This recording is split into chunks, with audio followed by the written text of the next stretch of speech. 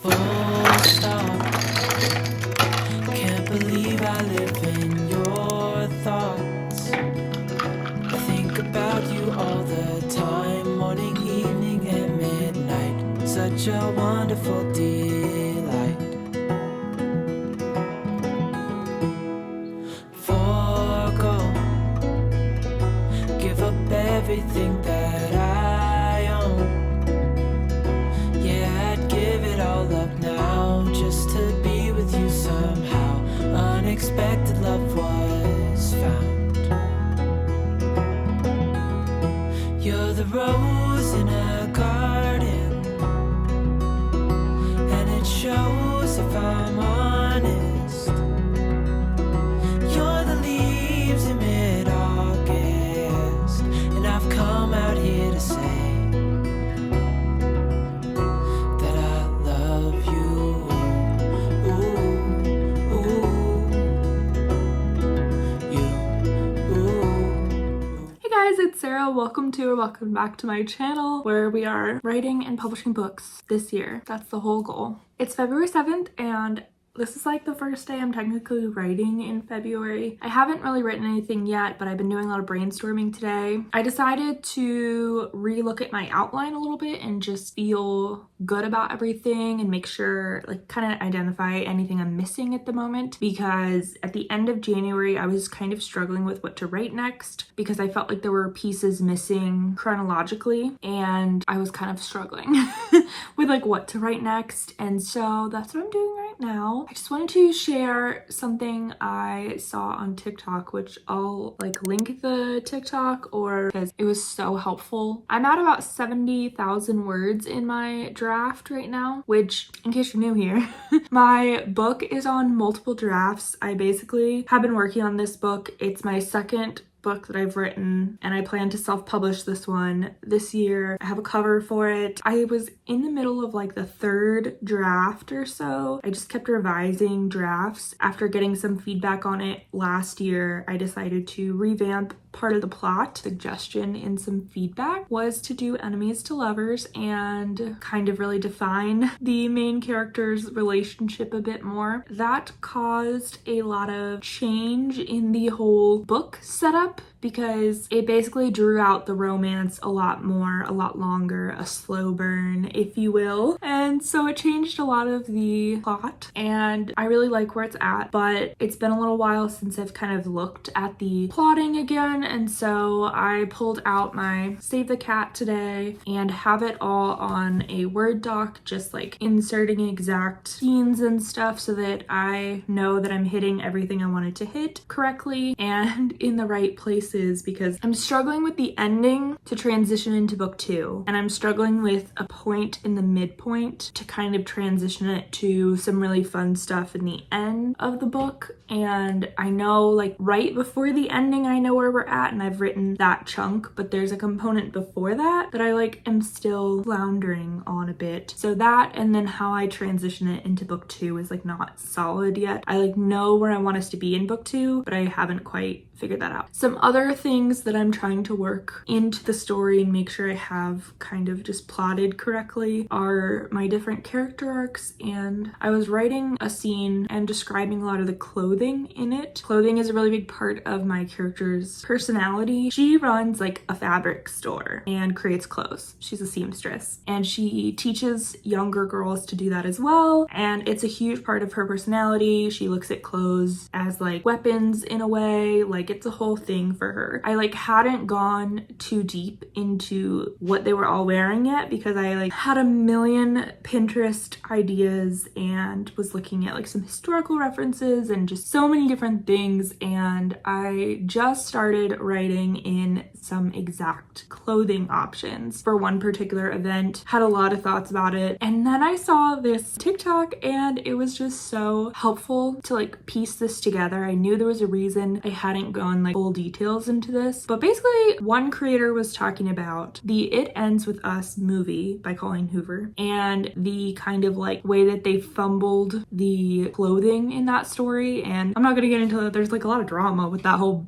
movie and book and everything, but basically one person was talking about how they completely ignored using clothing to tell like the character arc, and this woman was showing like a lot of different examples of what the main character in that book should have been wearing in different stages of the storyline and how that kind of represented her different phases. And she also talked a lot about using colors and color theory for like different colors have different emotions, and using colors like on the opposite of the color wheel to show like a major transition from beginning to end. And I just thought that was really interesting. I never really thought about clothing colors having a meaning as much, so that's something I needed to like look into. But then this indie author who I follow on TikTok, she was talking about how she did that in her story and kind of like the progression that her character made and the ways that she used different forms of clothing to show her like stages of growth through the novel. And like I just thought that was really good points. And so now I'm like excited to kind of like really delve into that here, because I hadn't done some of those finer details of what people are wearing. The way that I write, I don't start with like the way that a room looks or like what people are wearing. I typically start with dialogue and just overall internal thoughts of a character and like what they're trying to get across, and then I add like body language, and then I add like where they are physically in the room and what they're doing, and just keep going like layer by layer. And then some of the last ones to me are like their clothing, what the room looks like exactly, unless it's like something they're interacting with, but you know, like architecture and colors and paintings and whatever's in the room to me is like a later aspect of it all, just because you have to get the like basics down first. And then another thing that I'm working on making sure it's kind of like woven into the story is just I have a whole list of themes that I want to be explored during my book, and I have themes for kind of like the whole series, but this particular first book I have a whole list of themes and just different experiences that my characters are kind of like exploring and working through, and like things that I want readers to feel or connect with as they're going through the story with characters and their experiences. And then I also recently I was listening to somebody else on TikTok, which I don't know if I remember who it was, but if I did, I'll put their video right here. They were talking about something that defines like a good book versus a book that stays with you for a really long time and you get so obsessed with, is when most of the scenes in a book have a dual or triple meaning, and when you read it the first time you take it at face value. Like once you finish the book and have all the information, or maybe even finish the second book, if you went back and reread the first book, most scenes would have double meanings to them, and you could take what a character said and understand it in a different way than you originally did, because it works for both ways. And just like keep that pattern going and going and going, and then by the time you get to the end of a series, like something in book one that seemed insignificant has so much more meaning. So that's something that I want to really go through and just kind of like dig through my chapters and be like, I know where we're at the end, so like where can I make in some of these beginning chapters little nods or things that meant two things and later had much more of a significant role than you originally thought. I just have been rereading the whole Fourth Wing series by Rebecca Yarros because her newest book just came out this last month, and it was my first time rereading Fourth Wing after reading Iron Flame, and the amount of lines through the entire first book that directly related to something in the second book, that once I had completed the second book, like I could see things that were planted in like the first chapter or the second chapter that came full circle by the end of the second book. So it was just really fun to see that and see that kind of planning, and that was one of the reasons I wanted to reread the series so far, was just like not only to like have a refresher for the next book, but I knew there was information we got in the second book that I really wanted to go back and like take a look at it, you know? Or even just like at the end of book one, there's something that happens, and when you go back and reread it, it's like, oh man, this is crazy. Like you see it the whole time. And anyways, so I would really like to be doing stuff like that in my book. It'll be probably like a later process when I'm like picking final words rather than just like story. I have some more people that are going to do some beta reading, so that's kind of why I want to start giving them the first couple of chapter chunks of stuff. And so I want to go through and look at these different components, but I'm gonna transfer a lot of information from my notebook to this like plotting document of like the themes and just different stuff I want to make sure happens, and some foreshadowing, some plot points that I have for the second book that I want to weave into the first book. So we're gonna get to work. I have just been feeling the vibes all day and it's been so nice. So lovely music has come out today by Alex Warren, and I have just been like jamming all day to this song and like working on stuff and brainstorming and Pinterest boarding to like really make sure this is what I want, because we are getting to the done point. So I still have a lot more to write this month to really get it to the end. I think I've realized that I'm 75% of the way done of this process, and the last so many thousand words that I need to write on this project will most likely be through editing rather than like full drafting. So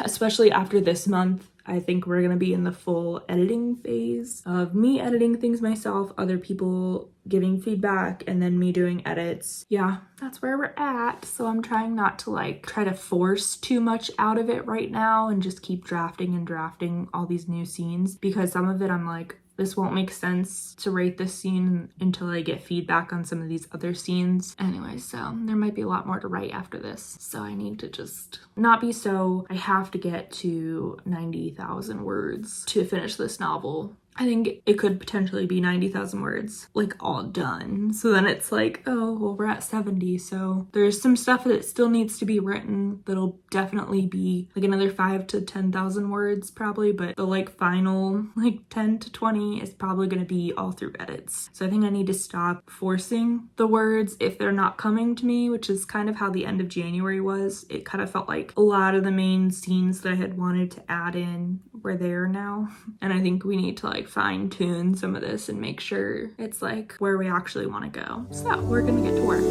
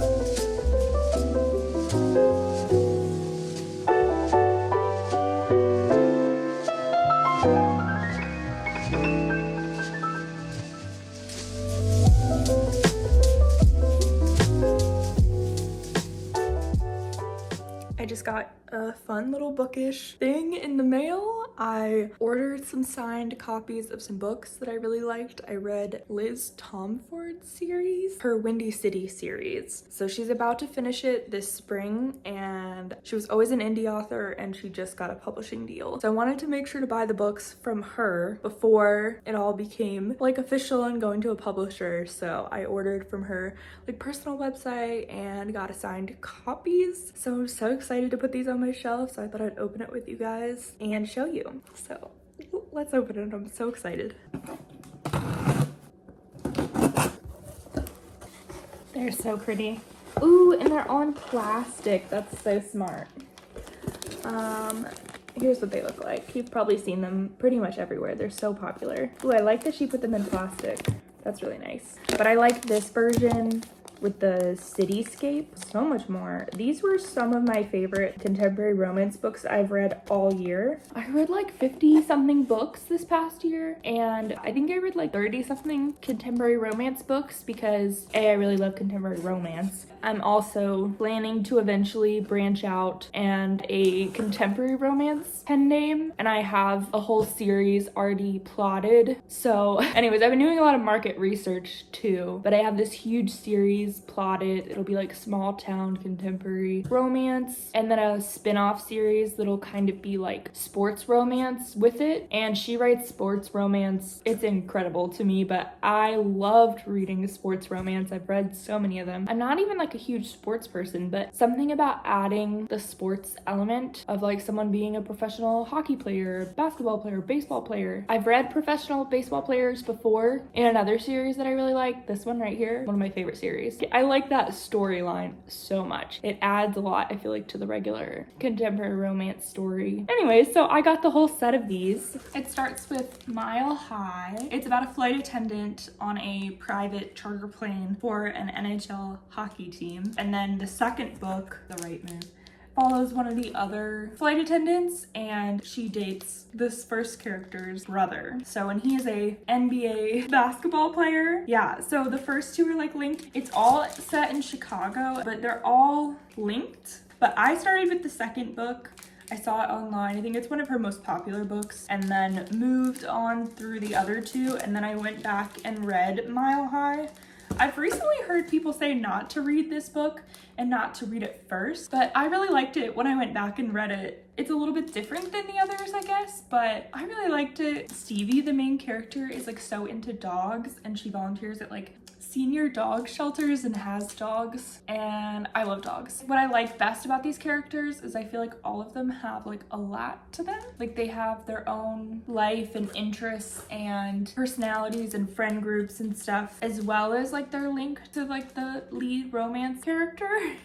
And I really liked that. Anyway, so I wanted to own them, but I love the way she did this. I'm always so interested to see how people do different things for their businesses, because I would love to be able to send out like my own copies of books from my own website or from like TikTok Shop or something like that in the future. And so I really like seeing how different people do it. A lot of people wrap them in tissue paper, but I've never seen them in these little plastic sleeves, but I like that because you don't really have to worry about things getting dirty. But I'm super interested to see how she signed them.